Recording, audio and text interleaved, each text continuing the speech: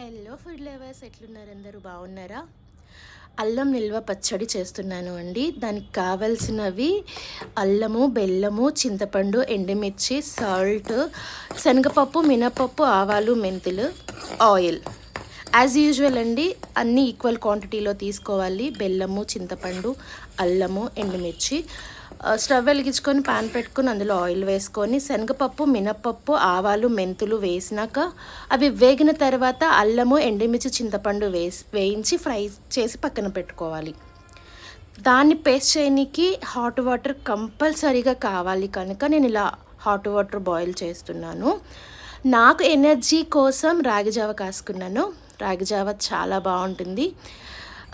Paste చేసుకున్న తర్వాత as యూజువల్గా పోపు పెట్టుకోవాలి. ఆవాలు, మెంతులు, జీలకర్ర, శనగపప్పు, మినపప్పు, ఎండుమిర్చి వేసినాక పోపు వేసుకుంటే రెడీ.